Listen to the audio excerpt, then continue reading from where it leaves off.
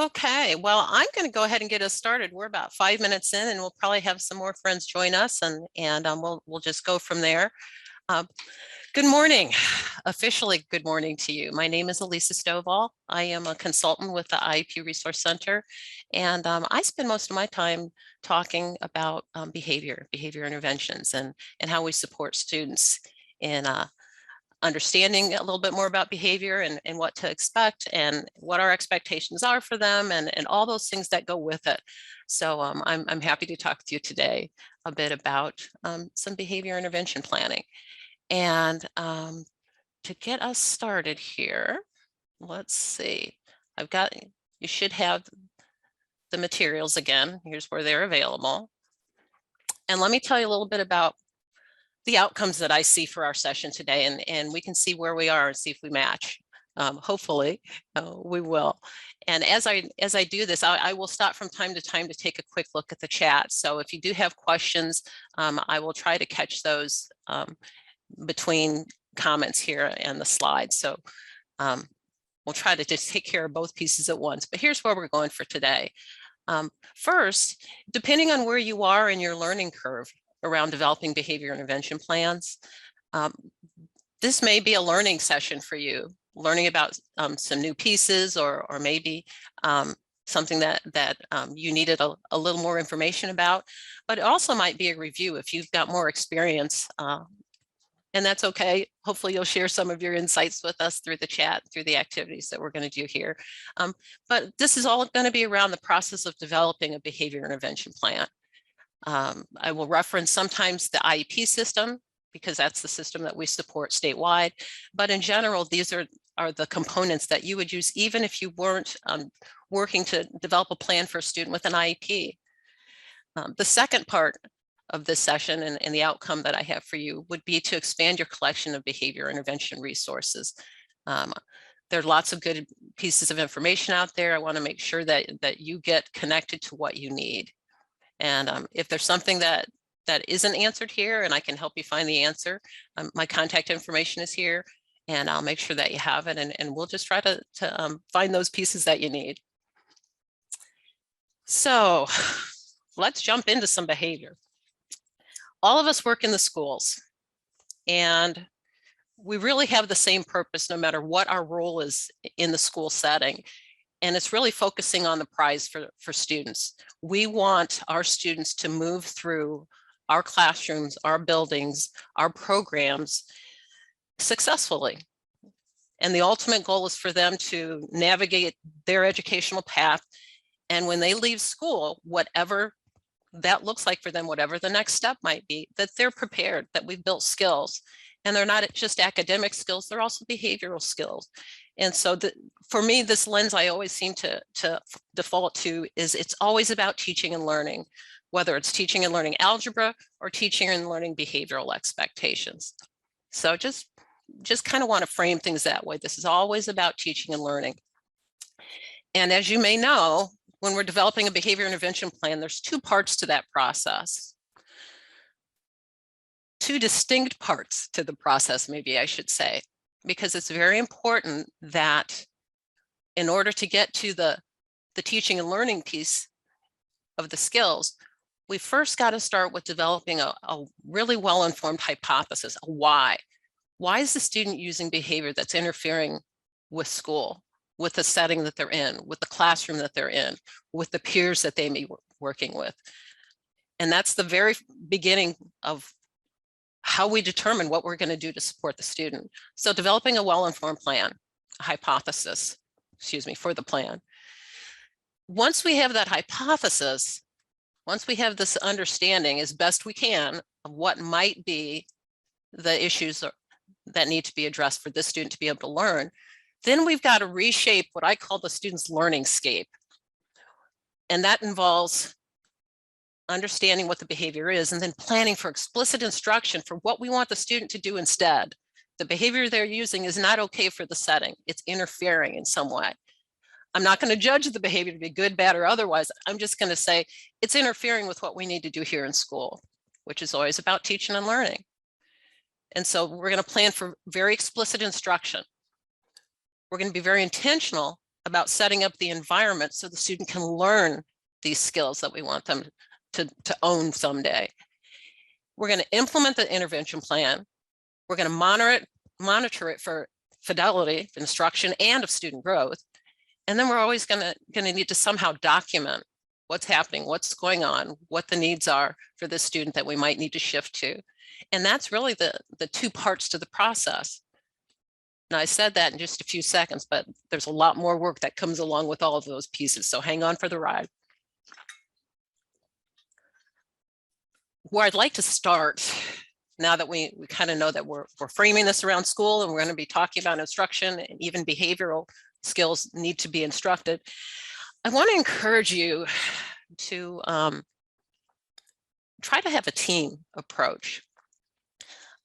I know our days right now are just as sideways as they've ever been with the needs of students, the needs of staff, how we're managing keeping everyone safe and healthy.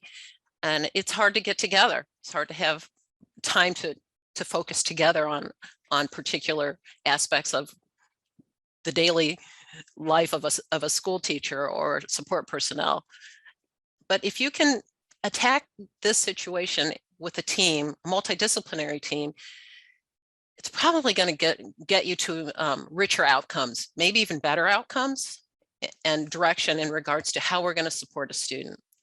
You really want to have more than yourself. You know, as a former ED teacher, there were many afternoons when my administrator showed up at the door and said, "We're going to have a conference on Thursday. We need you to bring a behavior intervention plan." And it was Tuesday. And I could scribble something down or pull some ideas together, but there is no way we could have a framework and a real plan even around how to support a student behaviorally if I was doing it by myself and if I was doing it in a day and a half. Sometimes that's our reality, and we've got to figure out a way and get through some of these barriers to help us move towards a team approach. You want people with varied experiences with the student. Don't just want to hear from the people that are struggling with the student. That's important. We also want to hear from staff that have a more positive or have found ways to connect with the student. They can give input to how we develop a plan for teaching and learning. You want to have experiences across different settings. You want to have, if you've got a multidisciplinary team that works in other areas in your building, those might be the members that you want to have in regards to a team to just problem solve around the student. Most of the time we're talking about students that have an IEP, not always, because this is not just for students with an individualized education program. Any student that has a behavioral need could have a behavior intervention plan. The catch is that if we're a part of a case conference, then there are rules that govern decisions, actions, timeline, and so on. So you'll need to be aware of that as well. So I want you just to think for a moment, in a perfect world, if you could have a team, who would be on your team? What roles might be part of that team? If you do have the gift of a team that works with you, who are some of those individuals? And if you want to throw a couple things into the chat, if you've got some suggestions, you're welcome to do that. Here are some of the kind of the standard, or maybe the individuals that we would expect to be involved. But there may be others.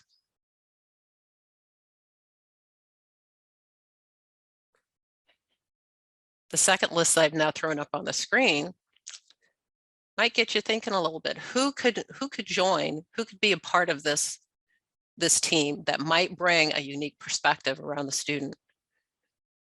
There are many different roles and many different people that may come in contact with the student, and they might be able to give you insight and help develop a positive, productive, effective plan.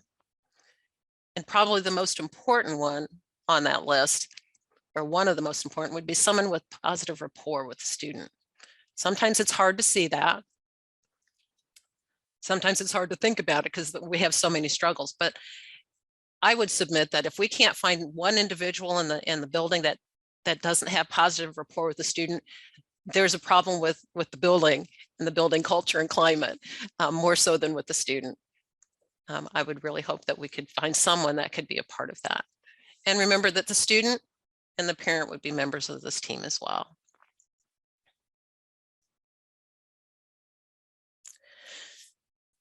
So this is where it begins, identifying a behavior of concern. We've got a team, we've got some concerns that are coming forward from someone, from a team member or from a teacher or someone that works with the student. And that's where our conversation really begins. If we're in the IEP system, it would be checking yes to this section that says there's a behavior of concern for us to talk about. My question to you, though, is what really rises to the level of being a behavior of concern? I've tossed some things up there on a list. Which one of these would be a behavior of concern? What makes the behavior a behavior of concern? Could it be the context, the intensity of the behavior? It's something that's repeated quite often and you see it.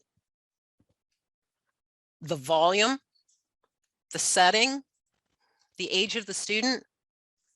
Any of these 6 items that are on the screen here could be a behavior of concern, but maybe not. Cries when he works independently, uses profanity, doesn't eat. Any of those could be a yes, a no, or a maybe. So then what rises to the level that we really need to take another look or take a close look to see what might be going on? Here's some suggestions for you. When the student's removed from instruction, and there are different ways to be removed.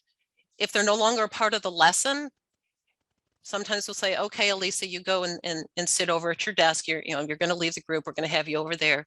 You can listen from there, but you're no longer going to be physically closer to the other students. That's being removed from instruction. You've changed how that student is being taught at that point. Maybe they can hear it, but are they a part of the other activities that are going on in the interactions with you and the other students in the class? It could be they're out of the classroom. We send them somewhere else, then they're definitely out of that instructional time, or somewhere else in the school building. Okay, so any of those things might push a behavior to the level of behavior of concern, depending on how often it happens. Okay, and you can see there are other options there as well to consider. Harmful or dangerous, of course. If it's something that regularly interrupts the instructional flow of class, or pulls other people off task, or just isolates the student repeatedly, those would be considerations. Maybe it has risen to the point. But as we make that decision, again, I want to give you one more piece to think about. Are we as a staff, collectively in the building, talking about behaviors in the same way? And do we have like definitions? I've taught long enough now that my perspective on disrupting by talking out is very different than maybe a first-year teacher or someone who really needs to have that structure and quiet in their classroom and has a different understanding of what quiet is in their space.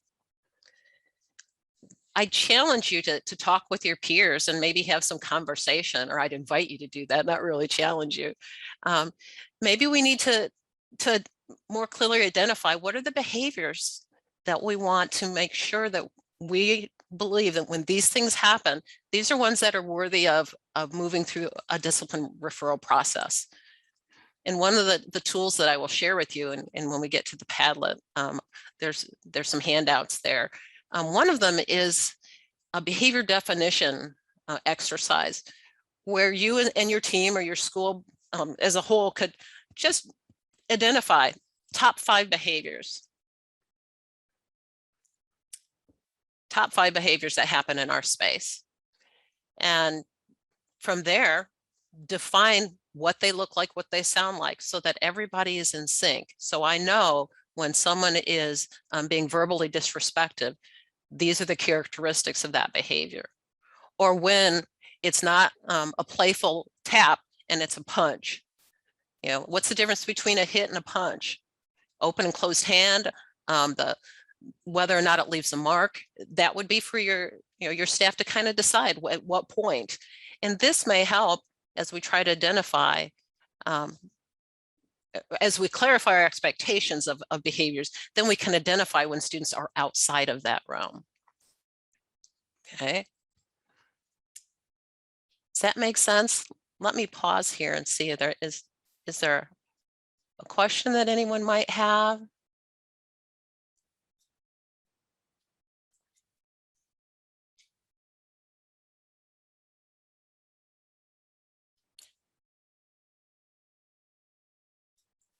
Okay, I'm not seeing anything there.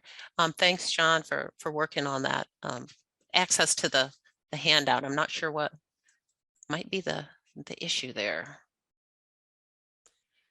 Well, as we move a little bit further into this discussion, I'm going to give you just a student to think about, so you don't have to use one of your own. And you can see there's a case study there on the screen about Jeff. And the report from Jeff's teachers is that he's been having some difficulty paying attention in class. He's inattentive and disruptive. Those are the behaviors that in the broad categories. And they go on to say that leaving his seat during work time, crumple up his papers, and he expresses anger towards his peers. And that anger is really cursing and then threatening comments that sometimes come. Most of the behaviors don't last very long. It says a little while, but he'll remain off task for several minutes. The response from his peers, most of the time they ignore, but you know how boys can sometimes kind of snicker and make fun of somebody else, for his outbursts, in particular for Jeff. And most of the time the behavior is ignored by, it's kind of considered, that's just Jeff being Jeff, but it is interfering with his work and his ability to get along with his peers. So we'll kind of keep Jeff in our head as we move forward from here and see if perhaps there's, something we could do to support him differently. That way you don't have to keep your own student in your head. So back to this process, when we start to think about, okay, we've got to define this behavior, and we've got to decide whether it's interfering with Jeff's learning, our students' learning. There's some definitions that support responding to that critical question. And the first is pattern of behavior. And what we've done in the IEP system is we've defined this as repeated occurrences of a behavior in one or more settings, and behaviors occurring with a predictable series of triggers. So we're looking for sameness. Okay, is it the same type of activity? Is it the same time of day? Are the same people present?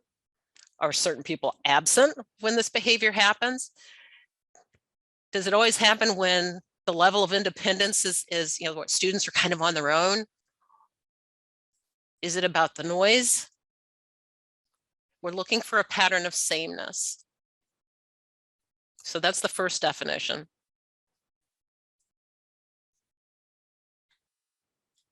Second definition is impede. And you can see there's a brick wall. That was just kind of the visual that came to me when I think about impeding, because it's interfering with the ability to participate in or focus on learning activities. Okay, and that includes the student's own personal learning or the learning of others. Either way. So we consider those two definitions, and then the question that needs to be answered is, does the pattern of the student's behavior impede his or her learning or that of others? And that comes out of the law. Sometimes, though, when we ask this question and look at the information that we have, we're not sure. We're just not quite sure. So we've got to do something. So maybe we make adjustments. Maybe we just, try something in the environment to, to see if that makes a difference. And that could be anything from, we're going to change Jeff's pattern moving through the building. Let's move his locker to the first floor instead of the second floor. So that gives him a different traffic pattern. Maybe that'll make the difference. Okay. We could try something else. Maybe we think about an accommodation. Okay. And we've gotten real good with using accommodations in general in our lives these days, but an accommodation, I love it because it's the same expected outcome, just a different path to get there. So I need to clean my hands. I'm not touching the dispenser or the water in some cases, but I can still end up with clean hands.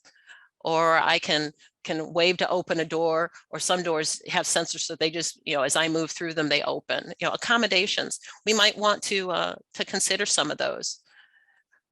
So adjustments, accommodations, and then sometimes if we know a student, we know them well, we could coach them on the specific skill. We can teach them a specific skill. Okay. If I can teach him how to join the game when he's outside with his peers, you don't just bust in and take over. There are several steps that you need to do. What are they? Depends on the game, depends on the age of the students, but we could work with them and just explicitly teach that skill, and maybe that solves the problem. Okay. Whatever we decide to do, we want to document it, whether it's environmental supports or accommodations. And we may not have gone all the way to the level of specially designed instruction. We may just teach an explicit sub skill, but we could always just teach systematically a skill, and maybe that takes care of it. Those can be considered behavioral supports. Okay, even if we're not sure if it rises to the level that we need to do a behavior intervention plan. But when you get to the yes to this question, if the pattern of the student's behavior does impede his or her learning or that of others, then we've got a different situation that we must address. And just so you know, I spent some time as an assistant principal, and when we had lots of conversations about behavior, and as much as I would have loved to be able to say for some kids, yep, there's a pattern, it's impeding his behavior and others learning as well. I can't make that call by myself. Legally, that's a case conference decision if you're talking about a student with an IEP. And that comes from the law. We're required to take action, but that can't happen until the case conference committee determines collectively, yes, there's a pattern of the behavior that's impeding his or her learning or that of others. So I can't make that unilateral decision. So at that point, we're ready to dig in and do that well-informed hypothesis and start looking at how we get there. And for those of us that are special educators, one of the expectations of those in the high level practices that we are expected, high leverage practices, I should say, that we're expected to use and understand, conducting a functional behavior assessment is one of those things.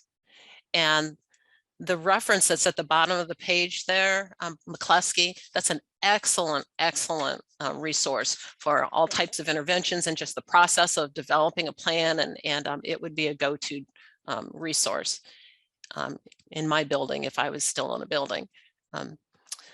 What we're going to do in this functional behavior assessment is a systematic approach course, but we're going to look for two things: the events or conditions that predict the behavior, and the events or conditions that maintain that behavior.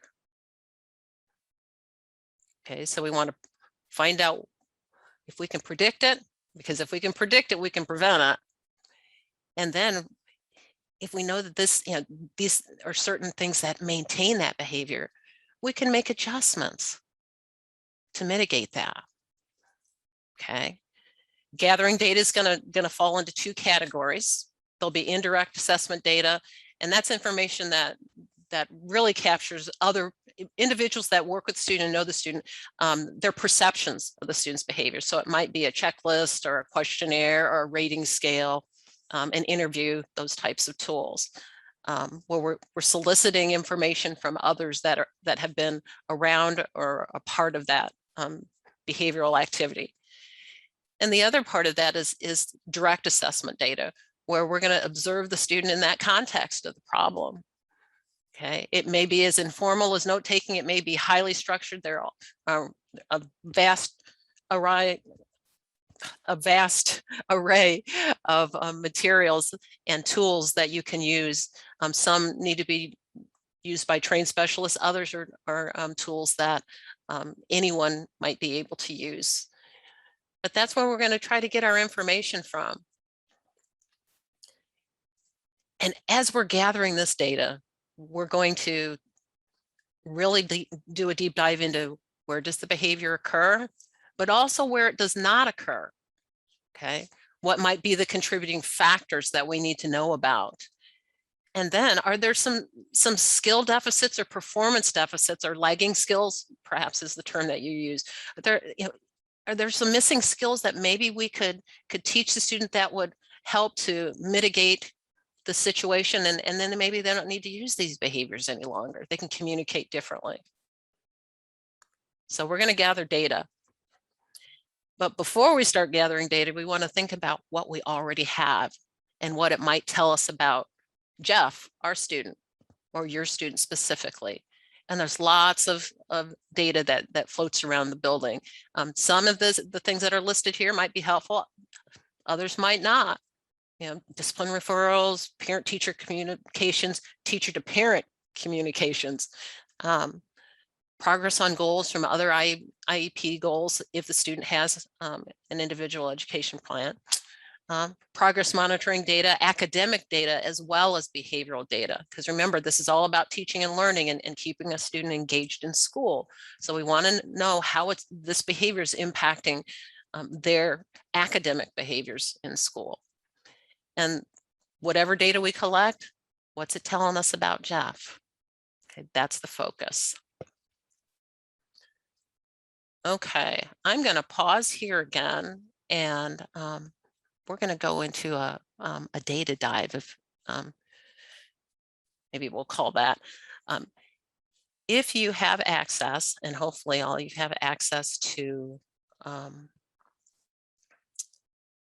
Padlet, and I'm going to stop there for a second.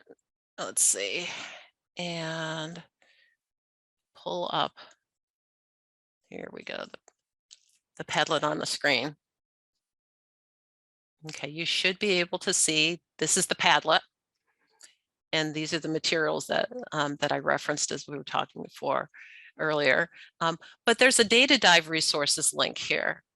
And under this link, there are different documents. Well, while I scroll down them, the first is a set of root cause charts, courtesy of Margaret Searle.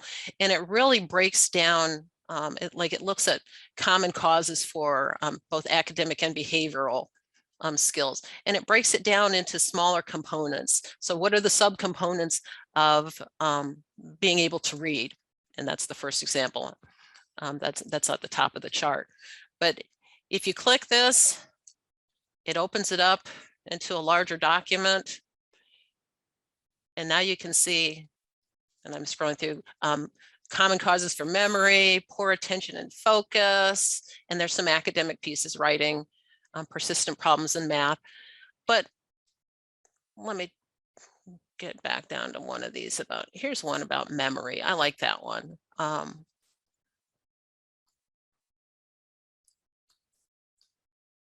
See if I can make it a little, it's not gonna let me make it a little bit bigger right now. But if you can see at the top here, there's three different ways that you can move through this process. So thinking about lack of organization, sometimes kids can't apply organizational strategies. Sometimes they don't stay organized, and sometimes they never get started because they procrastinate. And you can just kind of drill down into some of the sub skills that students would need to have to be able to do and organize their materials. Might get somebody thinking about where is our student in this?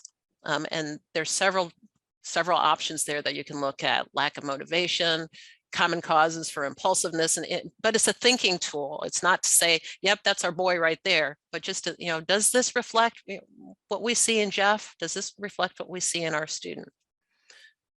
So this is the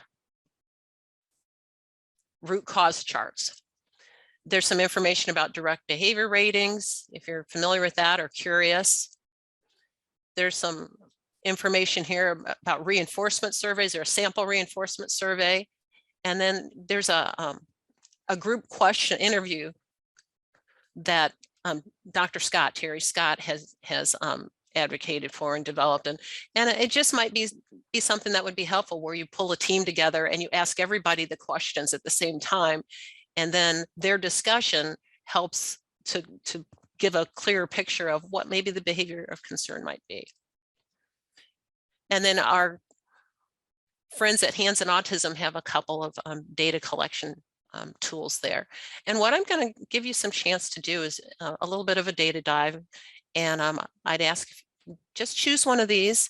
You can click it open, as I did a minute ago. Once you have the hand on top of it, you can open it in another window. You can download it to your device. But I'm going to give you a little time to just dive into some of these pieces and see if there might be a resource tool that could be of benefit for you to take away with you. So I'm going to give you a little bit of time to do that.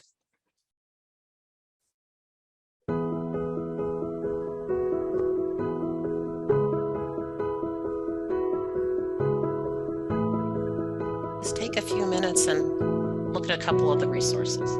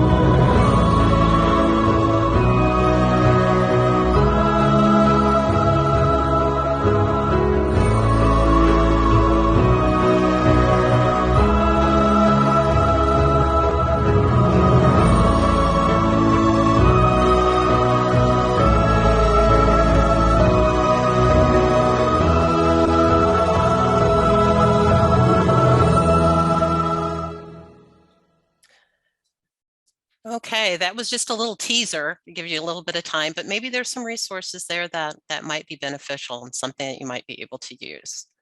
So, and if not, don't hesitate to contact me and we'll see if we can find you something that could be helpful.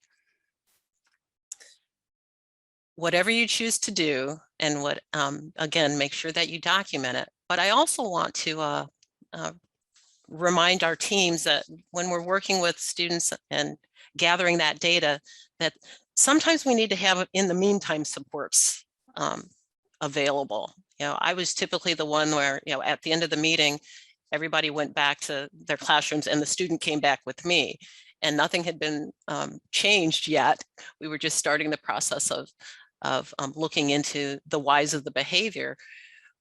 But there were times when we needed to have a plan for how are we going to support the teacher, how are we going to support the student, how are we going to support peers, because we can't just send a kid home and say, well, we'll get back to you when we've got some more information. We still need to have a plan for how we're going to continue to educate the student. So that's just my in the meantime speech, because I was typically the one that went back to class and then we sat across the table trying to figure out a plan. Okay, it's me and you, Jeff. How are we going to get through this for the next couple of weeks while we find more information to help us help you? So something to think about. So you get to the point where we gather all this information, the reevaluation data, the reevaluation is completed, and not sure what your practices are locally. One of the things that we've been encouraging teams to do is to come back together and analyze that FBA data together to form a hypothesis. That wasn't always my experience. When I first started working with students with behavioral concerns, I kind of got the information from the school psychologist, who had a great working relationship with, and I can't imagine life without him. But it wasn't a team approach. It was, the psychologist looked over the information, or the specialist looked over the information and kind of gave us a hypothesis that we then built something around.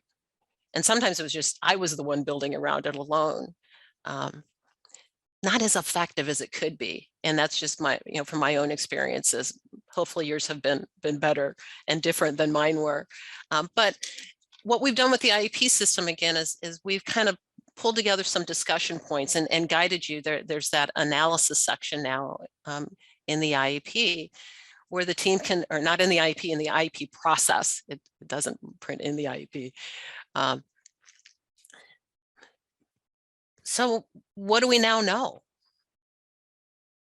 Does the information confirm our thinking? Do we have any new or different information to consider? We need some kind of organized way to go through that information and come up with a hypothesis, which ends with, under X conditions, the student is likely to do Y behavior for Z reasons. Okay, this is the function of the behavior that we're determining. And let's see if I can take you back again to, I think maybe I'll just use here we go.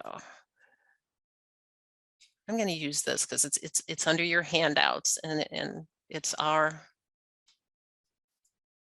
come on, there we go. It's our version of specially designed instruction. Okay, not that one. Here. Okay, this analysis of behavior. And again, this is all fictitious, so don't take this home with you and feel like, oh, we've got the perfect plan, because this was a figment of a couple imaginations. But what we've done is, and this kind of follows the language that's in the IEP system. You would know, you'd have somewhere a list of the data that you collected, but these are the sources. These are our data sources that we've identified. And then what's the behavior of concern? And we pulled information. There were teachers interviewed, and what's important to pull from those interviews to help us shape a plan for Jeff. He's visibly agitated. We can see it happening in him. Okay, even if he doesn't know it's happening, he ruffles his hair, he's closing his eyes, he's facial grimacing, he starts this negative self-talk. Okay, that might be helpful for us to know as we try to determine the function and then a plan. It may take him up to 30 minutes to get back to work after an incident. Okay, that might be important to know. Another piece that came from the interviews is Jeff has only had verbal threats. He has never gotten physical. And that's important when we think about safety.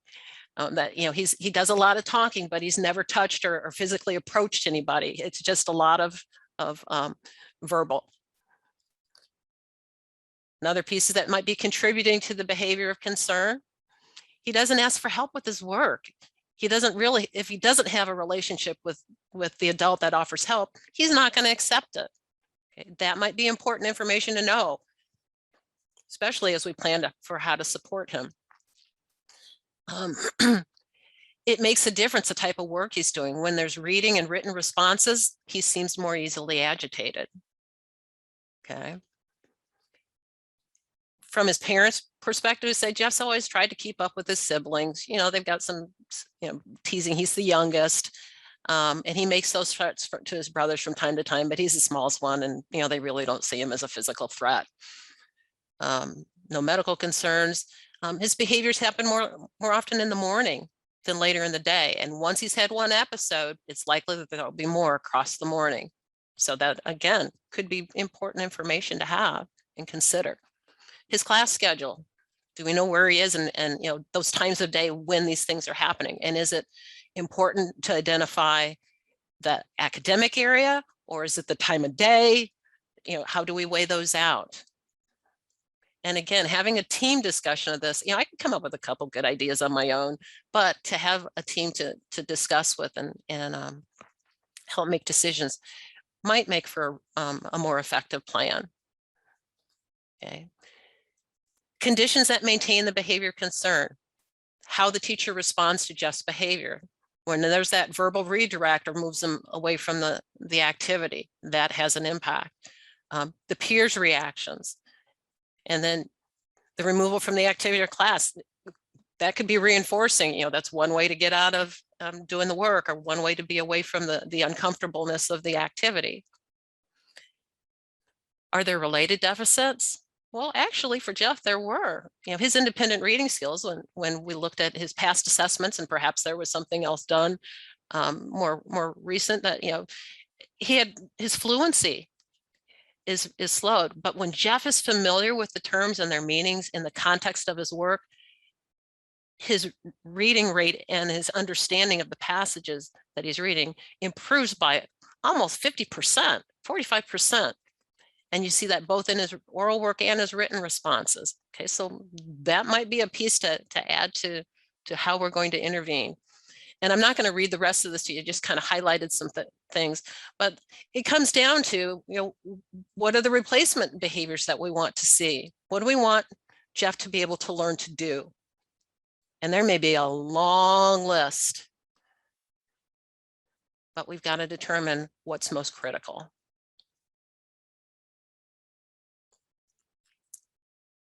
And that's going to be decided by your team. And I keep coming back to saying team because it's really hard to do this by myself, especially if I'm the one that works with the student all the time, to be able to see around my own blinders to what else might be helpful or important to consider.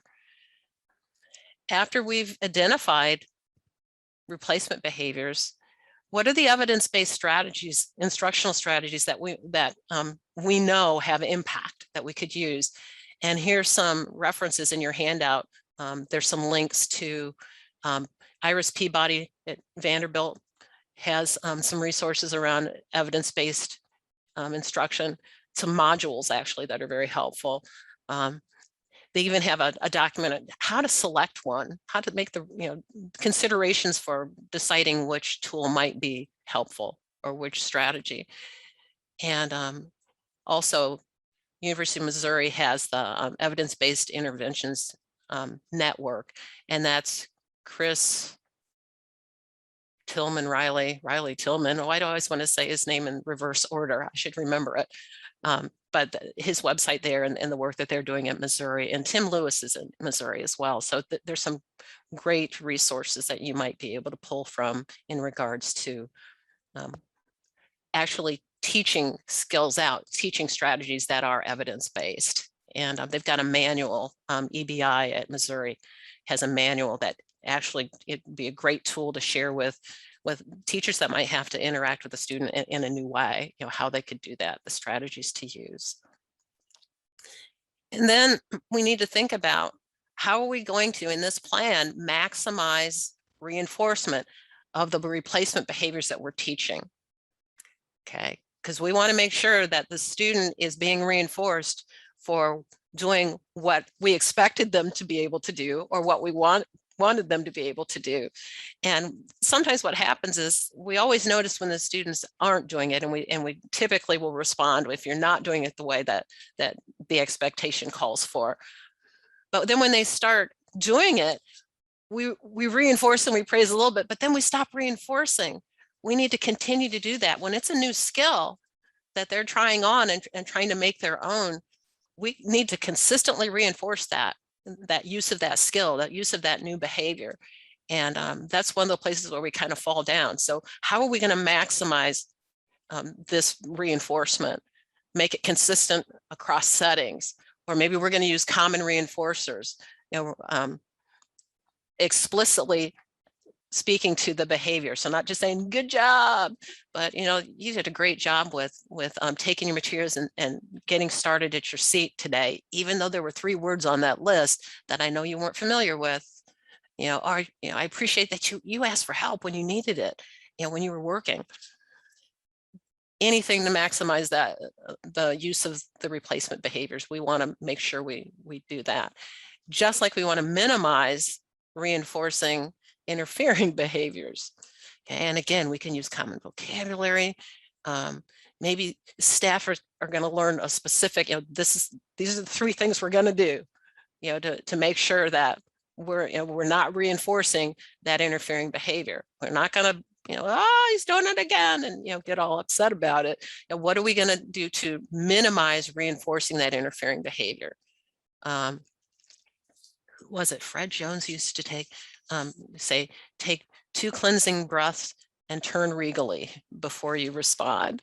It goes a long way for help, at least for helping me out in some of those moments. For how am I going to not reinforce the behaviors we do not want to see?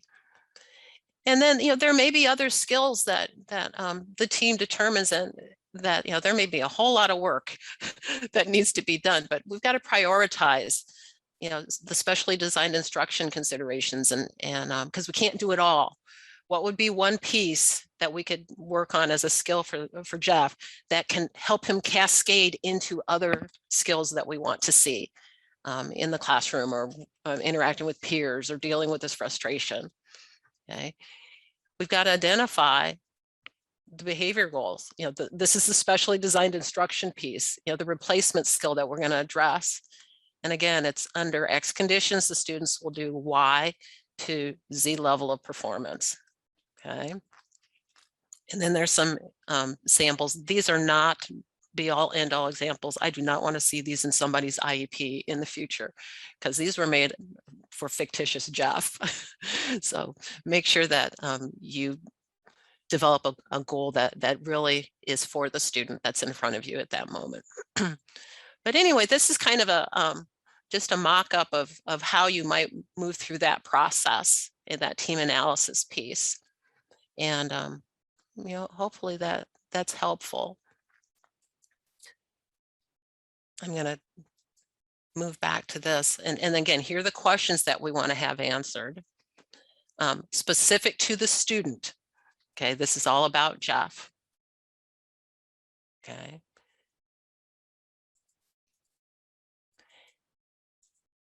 So we've got our hypothesis.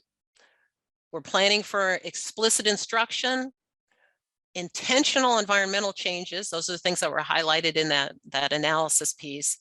Implementing the intervention plan, monitoring for fidelity and student growth, and documenting reporting progress. That's the BIP part.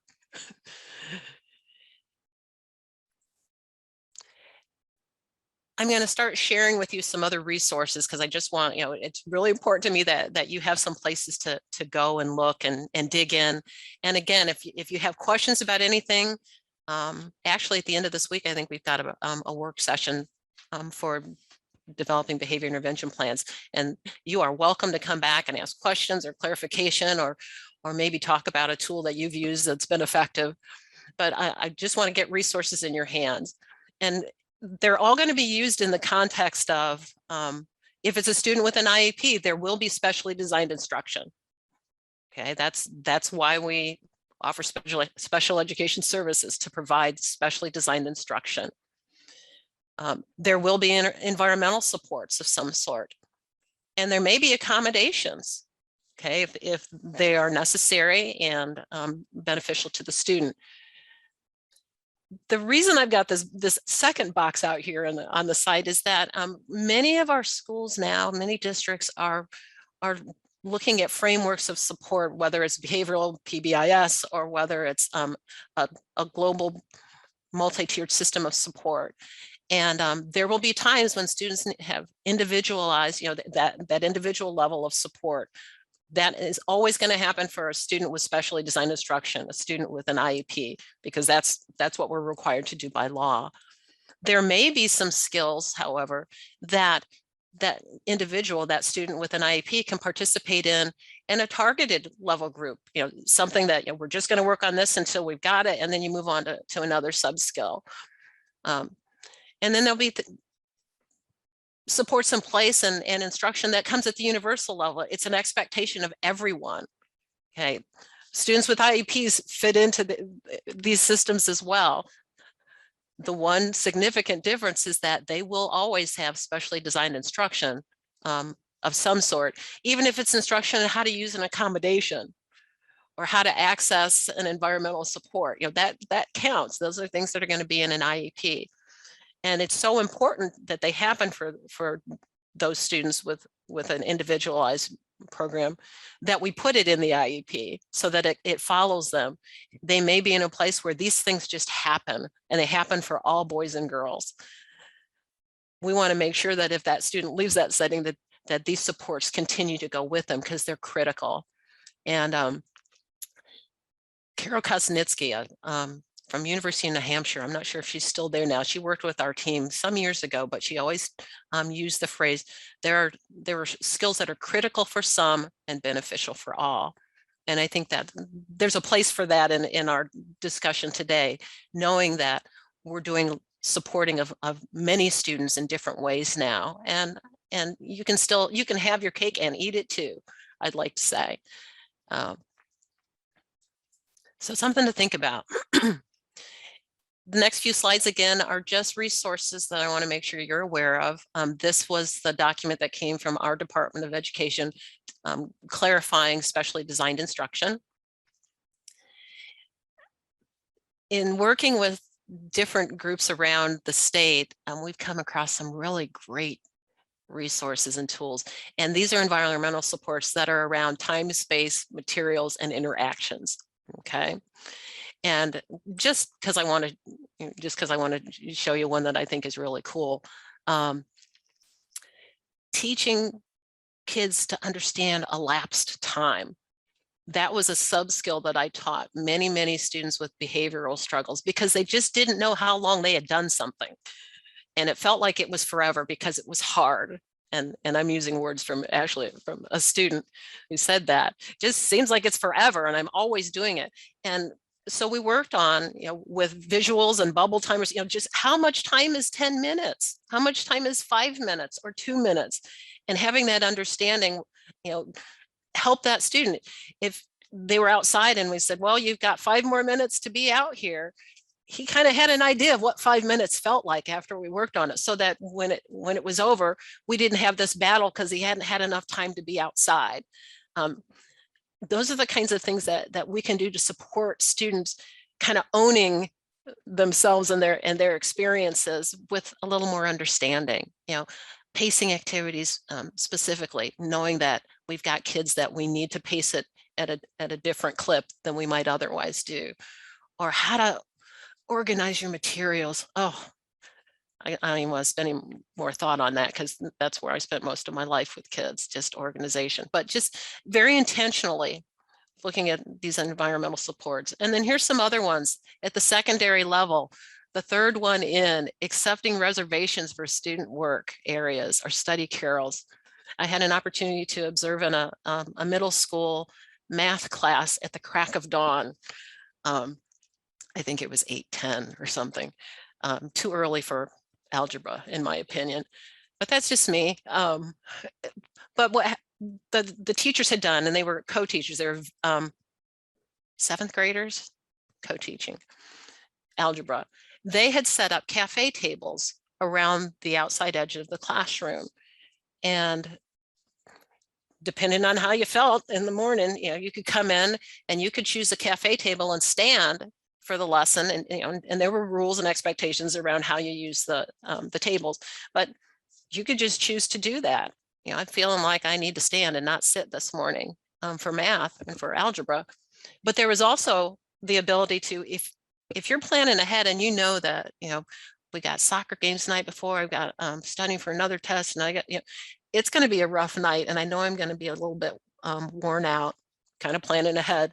I think I want to reserve a place to stand instead of sit in algebra class in the morning. And kids could do that. And it was, that's how we take care of ourselves. But those kinds of environmental supports, maybe that particular one wouldn't work for your setting, but it's interesting to think about. Accommodations, which the goal is to provide access to the general ed curriculum. Just a reminder of the different types of accommodations, of size, of time, input, output, level of support. Level of support is really important in that, again, that lends itself to working towards independence. Sometimes you can watch somebody do something and not say a word, and that's all they need. They just need you watching to make sure you got all the steps. Sometimes they just need your voiceover, to talk them through the first step or second step, and then they can get going. Sometimes they need physical assistance, not touching, but just proximity, physical proximity. Sometimes they need hand over hand. Sometimes, it can go from there, but, that might make the difference in learning a skill and becoming more independent. And these are yours to come back to. And I've shared those with you because what your team ultimately has to do when planning a behavior intervention plan for a student is really think about what is life-changing for this student. If they could just do fill in the blank, they could just do this, we could get to the other things, or life would be golden. If I could just get Jimmy from the last bus step to the door of the school building, life is good. If something happens in between there, all bets are off for the day. So we got him an older kid that was a bus buddy, and it was really cool to have a 6th grader come up to the 1st grader and say, hey, how you doing this morning? You got your backpack? Come on, let's go in. I want to see what you're doing today. Okay, problem solved. What's life-changing? What can allow us to build skills from where we are right now? And it's not always easy. Okay, especially when you've got a little ornery face that shows up, when you wake up in the morning and you're thinking about these kids that really have needs. But what's going to make the difference and move them towards that trajectory of success in school and success in their learning? We don't like to be places where we're not successful. It's not much fun. It's not very comfortable. And that's not unusual.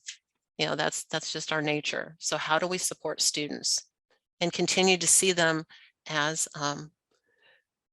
interesting bodies full of potential instead of, a worry and, well, I won't even say anything else. We want to keep it positive. So again, just to kind of bring this piece together, if we had a day together, we would be digging in and doing some of these pieces together.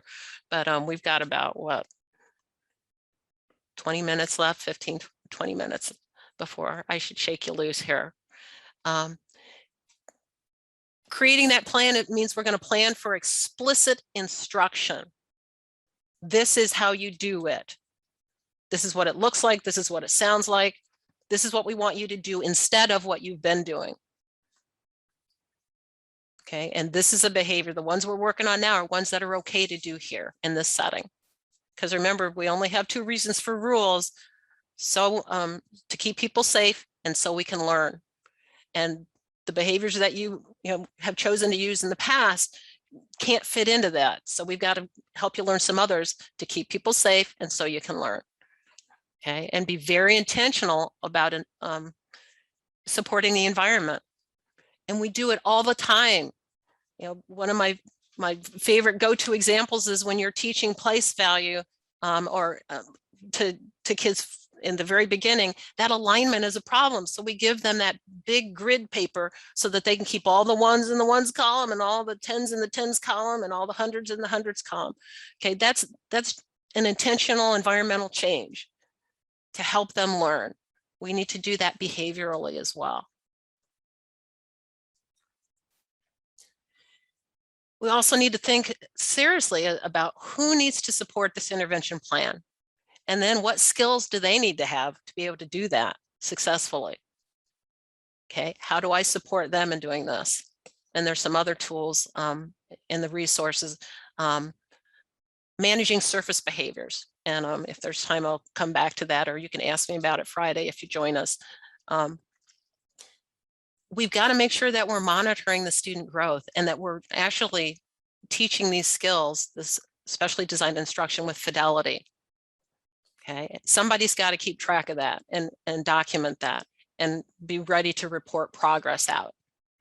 Okay, that's the only way we know if things are working, if we need to make changes. So if we were going to implement Jeff's plan, we would inform the staff of whatever the interventions are going to be and the student supports. We're going to teach and equip the staff so that they can do the work of supporting.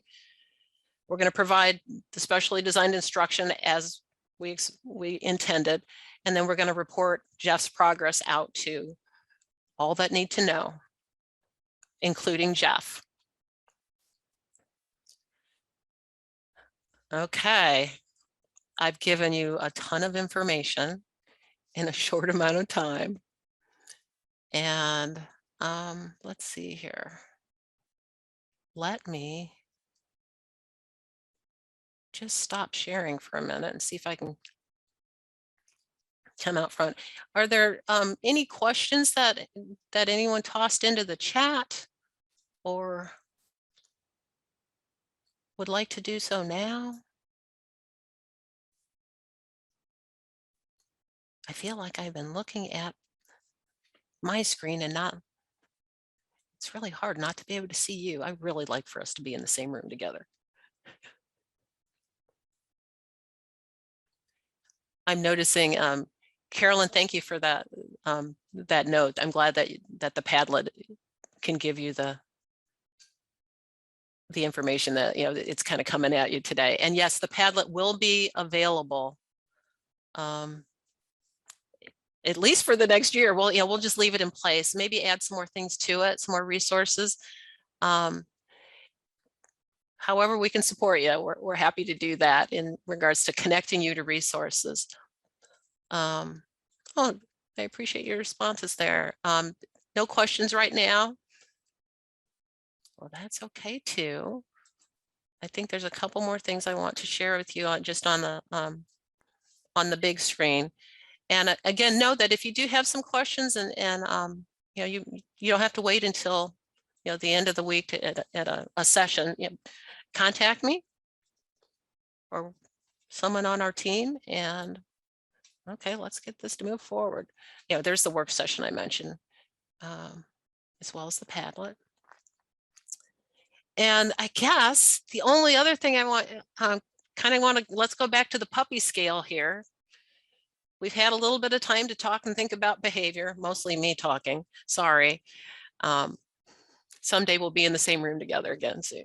But which puppy best represents your feelings or thoughts about addressing student behaviors now? And you can put your choice in the chat box if you'd like to. Are you maybe you're in the same spot you were before, maybe you feel a little bit better.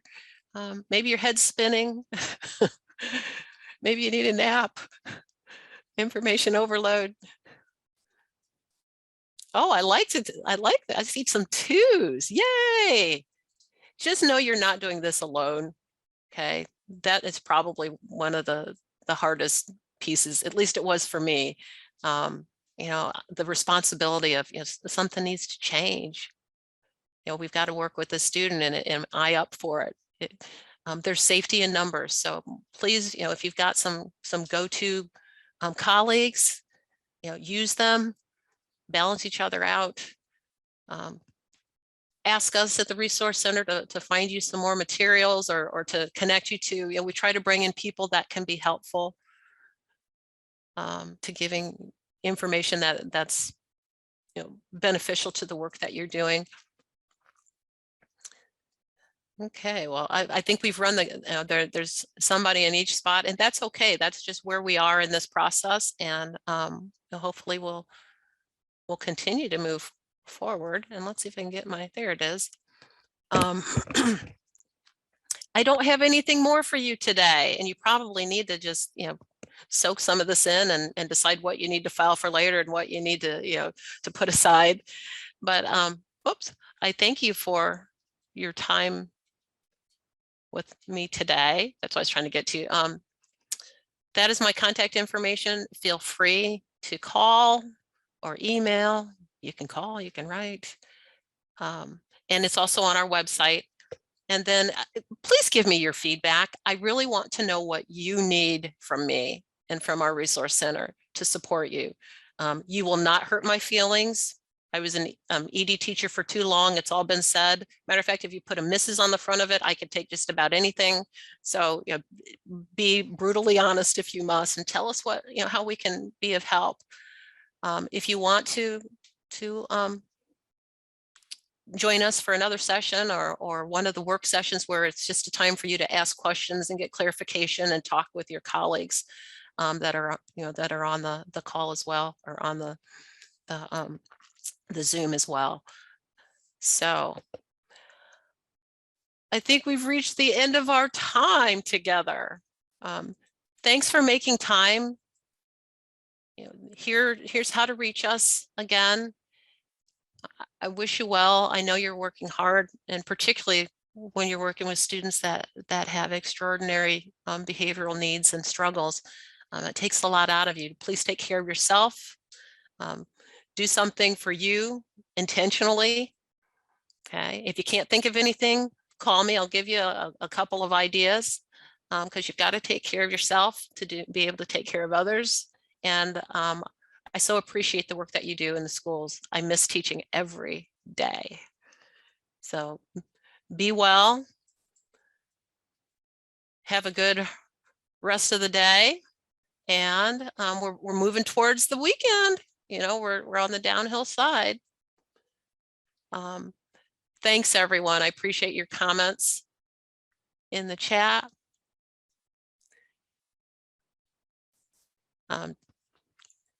You know where to find us. You know where to find me. So thanks again.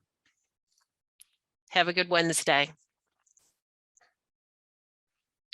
The evaluation link is on the slides here, or if you don't have a QR code, or if you can't do a QR code, it's let's see, I can probably put it in the chat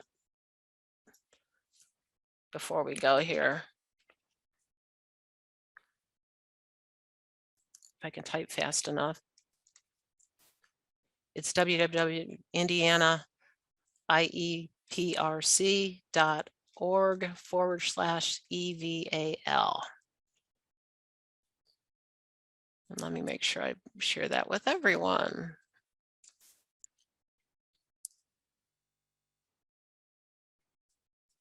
Oh, it didn't do it as a link.